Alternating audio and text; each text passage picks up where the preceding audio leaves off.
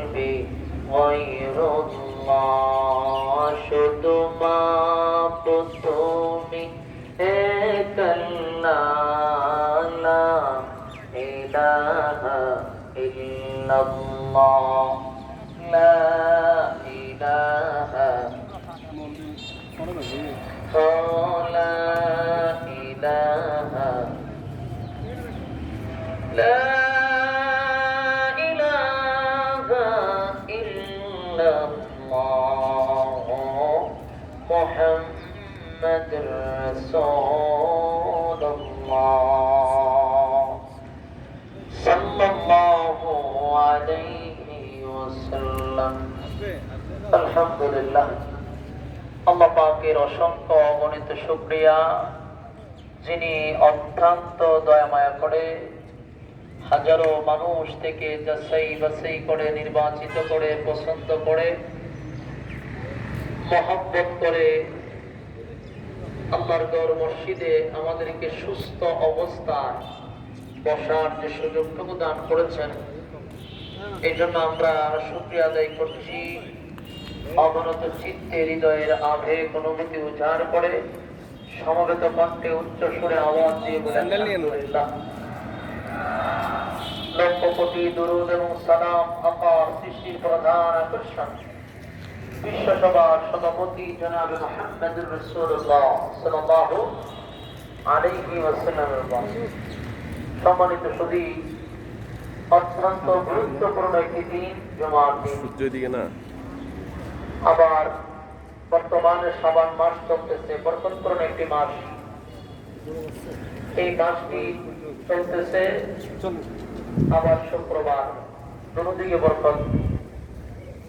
অত্যন্ত গুরুত্বপূর্ণ একটি মাস শাবান মাস, অত্যন্ত গুরুত্বপূর্ণ একটি দিন জুমার দিন। আমরা এই দিনের সুস্থ অবস্থায় আল্লাহ ঘর মসজিদে বসতে পেরেছি, এটা আল্লাহর পক্ষ থেকে বড় একটি নিয়ামত আমাদের জন্য। সম্মানিত সুধী, আমরা জানি শাবান মাসের 15 তারিখ শবে বরাত। এই দিনটি অত্যন্ত গুরুত্বপূর্ণ একটি দিন। যদিও এই দিনের বিভিন্ন আমল নিয়ে নির্ধারিত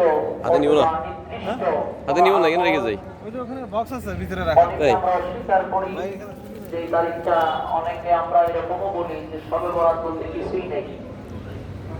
শবে বরাত বলতে ইসলামে কোনো কিছু আদেশ নেই, সাহাবায়ে কেরামরা করে নাই, এরকম অনেকে মিডিয়ার সামনে বক্তব্য দেয়। আসলে শবে বরাত বলতে কিছু নাই, কারণ শবে বরাত শব্দটা তো ফার্সি। সব শব্দের ছিল রাত, আর বরাত মানে মুক্তি। এটা ফার্সি শব্দ, কোরআনে না থাকারই কথা। আমরা মিডিয়ার সামনে যেইভাবে এই শবে বরাত অথবা এটাকে রাসূল সাল্লাল্লাহু আলাইহি সাল্লামের ভাষায় নিসফে শাবান বলা হয়। তো আমরা অনেক সময় মিডিয়াতে শুনি শবে বরাত কিছু নাই, দিয়ে কোনো আমল নির্দিষ্ট নাই, তারপরে এই রাতের গুরুত্ব কমায় দেওয়ার জন্য আমরা আরো বলি আলো আরবি ঘটনা বাজানো, এগুলা বিভিন্ন ধরনের কথা বলা হয়। আসলে কথা থেকে ইসলামের আলো আরবি বলতে কিছু নেই। ঘটনা বাজানো, চারবাতি জড়ানো, দেখবেন শবে বরাত আসলে পরে গ্রাম মধ্যে আছে কিনা জানি না, তবে মানুষ ঘটনা বাজায়, চারবাতি জড়ায়, মানে নিজেকে একটা আনন্দ উৎসব হিসাবে এই রাস্তায় দেখতেছে। অনেকে দেখি দল বাইটা গুরুস্থানে যায়, দল বাইটা সিঁড়ি রাস্তায় করে, এগুলো তো আমরা কখনো সাপোর্ট করি না। কিন্তু এগুলা এই কথাগুলি বললা একেবারেই সর্বরাজকে হেয় করা কিন্তু ঠিক হবে না। কারণ এই ব্যাপারে সহি হাদিস আছে, যদিও সহিদাও অনেকে এটাতে জয়ীফ হয়, কিন্তু জয়ীফ হাদিস হইলেও যে হাদিসটা একবার বাকি এটা বলা যাবে না। হাদিসে দুর্বল হতে পারে, একবারে যে বাকি এই রাত্রিতে সাহাবাই কেরাম আমল করছেন। এই রাত্রিতে আল্লাহ রাসূল আমলের কথা বলছেন। এই রাত্রিটা কত গুরুত্বপূর্ণ, পুরা শাবান মাসটাই গুরুত্বপূর্ণ। রাসূল সাল্লাল্লাহু আলাইহি ওয়াসাল্লাম এই মাস আসলে রোজা রাখতেন। এমন ভাবে রোজা রাখতেন, সাহাবাই কেরাম জিজ্ঞাসা করতেন, ইয়া রাসূলুল্লাহ, আপনি এই মাসে এত রোজা রাখতেছেন, এই কথাটা কখন বলে? যখন দেখা যায় রাসূলুল্লাহ নিয়মিত রোজা রাখা শুরু করতেন। এই মাসটা অত্যন্ত গুরুত্বপূর্ণ একটি মাস। আমরা এই মাসে বেশি করে আমল করবো। এরপরের মাসে হলো রমজান মাস, আমলের মাস, বোনাসের মাস, আমলের সিজন। প্রত্যেকটা ব্যবসায়ীদের একটা সিজন আছে। কাপড়ের ব্যবসা যারা করে এদের সময় একটা তাদের সিজন। ঠিক মমিন বান্দাবান্দির জন্য আমলের একটা সিজন আছে। এই আমলের সিজনটা হলো শাবান আর রমজান। কথা বুঝতে ডাবল দিব না, এক রাকাতে 70 রাকাত। সুবহানাল্লাহ, খালি বোনাস, খালি বোনাস। এটা বলা হয় আমলের সিজন। এই মাসটা আমাদের সামনে আসতেছে। রাসূল সবসময় এই মাস আসার আগে রাসূল দোয়া করতেন, আল্লাহুম্মা বারিক লানা ফি রজব ওয়া শাবান ওয়া বাল্লিগনা রমাদান। বেশি বেশি করে দোয়া করতেন, আল্লাহ আপনি আমার হায়াত রমজান পর্যন্ত দীর্ঘায়িত করে দেন, আমার হায়াত বাড়িয়ে দেন, আমি যেন এই রমজানের বরকত পাই। দোয়া করতেন। আমরা এই মাসটা আসার আগে আমরা দোয়া করবো, আল্লাহ আমাদের হায়াত বাড়ায় দেন, ওই মাস পর্যন্ত যেন আমাদের হায়াত লম্বা করে দেন। আমলের সিজনের মাস। আর সবে বরাত এক একটা মুক্তির রাত, বড় কিসের রাত? অনেকে বলে ভাগ্য রজনী, কথাটা ভুল। আসলে রাত্রি হলো মুক্তির রাত। আমার কথা শুনতেছেন আপনারা? এই রাতটা হলো মুক্তির রাত। এখন প্রশ্ন হলো কিসের মুক্তি? গুনাহ থেকে মুক্তি হওয়া। কিসের থেকে? গুনাহ থেকে মুক্তি হওয়া, পাপ থেকে মুক্তি হওয়া। এই জন্য আমাদের সামনে গুনাহ থেকে মুক্তি হওয়ার রাত। এই রাত্রিতে রব্বিকে বান্দার একেবারে নিকটে চলে আসে, আয়েশা বান্দাকে ডাকতে ডাকে, কার কি প্রয়োজন আল্লাহ আমাদেরকে ডাকতে ডাকে। অভাবটাকে অভাব পূরণের জন্য আমার কাছে চাও, আমি দিব। গুনাহ করে থাকে, গুনার জন্য মাপ চাওয়ার জন্য আমার কাছে মাপ চাও, আমি আল্লাহ মাফ করে দেব। এইভাবে আল্লাহ বান্দাকে ডাকতে ডাকে, বান্দার খুব কাছে চলে আসে। এই জন্য আমাদের সামনে গুরুত্বপূর্ণ রাত আসতেছে, গুরুত্বপূর্ণ দিন আসতেছে। এই রাত্রিতে আমরা ইবাদত বন্দেগী করব, আর দিনের বেলা আমরা রোজা রাখবো। রোজা রাখাতে একটি সব, আর ইবাদত বন্দেগী আমরা করবো না। সারা রাত জিজ্ঞাসা করলাম, একেবারে সবাই মিলা গুরুস্থানে সবাই মিলা গেলাম, এখন দর ভাইরা কোন আমলের কথা ইসলাম করে না। এই রাত্রিতে আপনি এইভাবে দর ভাইদের এটা করবেন, আপনার জিজ্ঞাসা করে একা করেন, আল্লাহর কাছে তওবা করেন, নিজের পাপের উপর লজ্জিত হন, আল্লাহর কাছে চাইবেন। আমরা বেশি বেশি করে এই রাত্রিতে গুনাহ থেকে মাপ চাবো।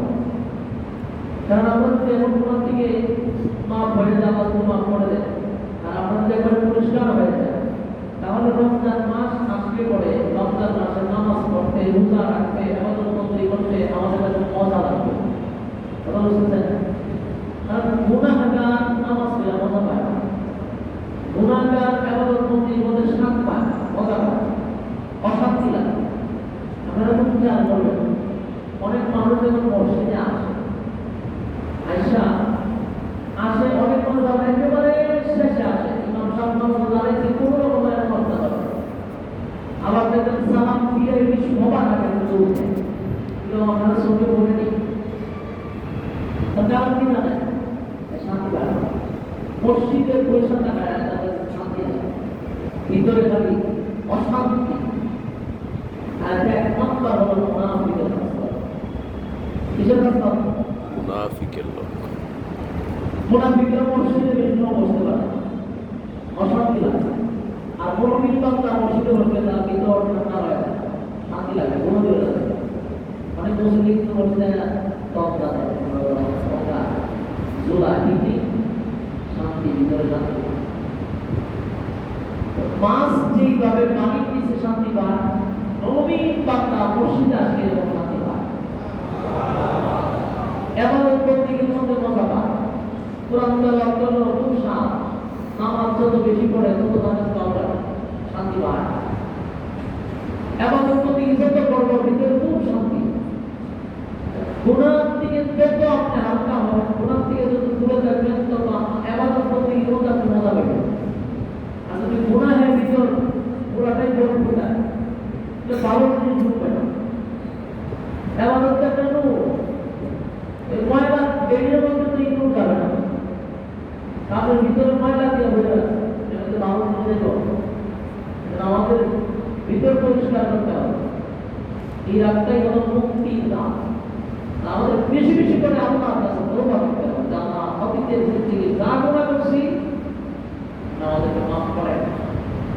আমি ওয়াজ করলাম আপনাদের কাছে, এই রাতে যে আল্লাহ যা জানেন সব মাফ করে দিন, এবং আল্লাহর কাছে বললে আল্লাহ সব মাফ করে দিন। এই ওয়াজ কিন্তু আমরা করি। এবং মুসল্লিরা সারা রাত দেখবেন তাহাজ্জুদ নামাজ পড়তে পড়তে পড়তে ফজর পর্যন্ত পড়ে, ওরা সব গুনাহ মাফ করে ফজরের নামাজ যদি পড়ে আলহামদুলিল্লাহ বললো, জোহরের নামাজ নাই, আসরের নাই, এরপর থেকে পুরা বছরের বছর নামাজ নাই, ওই সবে কত আর সবে পড়া আর সবে মেরাজ এই রাতটা তালাশ করে যে তোমরা কইছি এই রাতে সব গুনাহ মাফ করে দেয়, এক বছরের গুনাহ মাফ করে দেয়। এই যে মেরাজের 3-4টা রাত তালাশ করে, এই রাতটি আগে সারা রাত বসিত থাকবো। তাই আল্লাহ কাছে দোয়া করে গুনাহ মাফ করে সারা বছর আমরা আপনার চেষ্টা করবো, আবার এই রাতে আবার সব মাফ করে দেবো। ইনশাআল্লাহ। ঠিক না? আমি কুমিল্লাতে প্রায় 4 বছর ইমামতি করছি, এখানে বড়টাই করতাম, আবার ইমামতি করতাম প্রায় 4 বছর। তো 4 বছর পরে আমার বেসরকারি বাইরে গেছে, জন্য আমি একটা সাইড তো এই জন্য চলে আসলাম, তাহলে আগে থাকতাম। তো ওখানে আমি তো বেশি দিন থাকছি, সব বড় রাত্রে আসবে দেখতাম মুসল্লি মসজিদে জায়গা নেই না, খেলা বেশি শুরু হয়। আর আমার এতে কিছু তামারকের ব্যবস্থা হইত, মসজিদে জায়গা নাই, বারান্দা টারান্দাও রাস্তাঘাটে পর্যন্ত মানুষ বসে যাচ্ছে। আচ্ছা, কোনা যাচ্ছে, জিলাপি বিতরণ হইল, কিছু সংখ্যক গেছে না, আবার দেখা যায় কিছু তো সারা রাত থাকে মসজিদে। তা আমি একটু আগে আমি ঘুমাই আমি 3টার সময় বসছি, উঠতে দিয়ে মসজিদে মুসল্লির অভাব নেই, কিরে এত রাত মুসল্লি কি করে? আমি তো বাইরে যে আমার মুসল্লি কয় তো আপনি বলছিলেন আপনি ঘুমাই আসেন, আমরাও বাস করে তো আমরাই ঘুমাই যাবেন কেন হইল? হ্যাঁ, আজকে ঘুমাই যাবেন, আজকে কি ঘুমে না? আমারও বাস করতে আছে, আজকে কি ঘুমে না? এমন একটা দিন, বছরে একদিন আমি ঘুমাইছি, ইমাম বাবু কি করতাম করবেন, আপনাদের করবেন তাকে শিখাইলাম আপনাদের সারা সপ্তাহ দিতে মসজিদ আয়াত না, আজকে আইসে আয়াত করে মাফ করে আমার শুধু আওয়াজ করা শুরু করে দিলে আজকে রাতে ঘুমাই গেল এমন করতে গিয়ে এরপরে কিনা কালকে করতে একটা আঘাত ঘুমাবে না, সারা রাত থেকে সারা দিকে দিয়ে খালি পাটবাড়ি সিনারি করবেন আর গুনাহের চেষ্টা করবেন, আর বছরে একবার সব মাফ করবেন, কি ভাই করবেন ওরা আমরা বলছেন না বছরে একবার আল্লাহ এই সব রাত্রে সব মাফ করে দেয়, সব মাফ করে ধরেছিল, আবার যদি তোলা আবার যদি চলবে একবার বছর মাফ করে দেবে। তো মোট কথা হলো এইরকম যদি ধারণা আমাদের মধ্যেও থাকে তাহলে এটা ভুল, আপনি এখন আল্লাহ কাছে চাইছেন সব মাফ করে দিন। তওবা কবুল হওয়ার জন্য শর্ত আছে, বলুন তওবা কবুলের জন্য কি আছে? শর্ত ছাড়া তওবা কবুল হবে না। শর্ত 1 নম্বর শর্ত হইল বান্দার হক, যে বান্দা ক্ষমা করেন না, বান্দার হক আপনার আদায় করে দিন। আমরা আরেকজনের দেখতে নামাই দেখা গেছে, হাজার হাজার টাকা নামাই দেখা বলেছে, আরেকজনের জমি দখল করে বলেছে, আরেকজনের টাকা নিয়েছেন, আরেকজনের নির্যাতন করছেন, আরেকজনের হক নষ্ট করছেন, আর আপনি সহবরাতের রাত্রি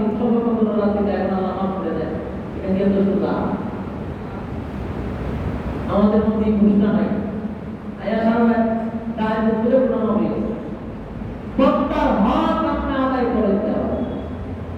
বন্দার হক আদায় যতক্ষণ না করছেন, আপনি যদি মনটা দিয়ে সারা জীবন থাকতেন কোনো কাজ হবে না। আপনি যদি মসজিদ বানান, মাদ্রাসা করেন, টাকা পয়সা প্রতিদিন তৈরি করে দেন, আর আপনি শোনার অভাব নাই, সারা তাহাজ্জুদ করেন, কোনো লাভ হবে না। বুঝতেছেন? প্রত্যেক বছর আপনি হজ করতেছেন, কোনো লাভ হবে না। বান্দা হক আদায় করতে হবে। আল্লাহর হক নষ্ট করছেন, আল্লাহ তো দয়া মায়া অভাব নাই, হয়তো তওবার কারণে আল্লাহ মাফ করে দিবেন, কিন্তু বান্দার হক আল্লাহ মাফ করবে না। বান্দা আগে আপনি মাফ করতে হবে, তাহলে আল্লাহ মাফ করে দিবেন। আমরা আগে বান্দার হক আদায় করে দেন। তারা দিন কত মানুষের হক নষ্ট করছেন, তালাশ করে কার কার হক নষ্ট করছেন। আর যদি ওই লোককে নাই পান, শেষ পর্যন্ত করবেন কি? সেই পরিমাণ হক নষ্ট করছেন, ওই পরিমাণ তার নামে দান করে দেবেন। কথা বুঝতে চান? বুঝতে একবারে মুখটা বন্ধ করে রেখে দেন, বুঝলেন না? আর একটু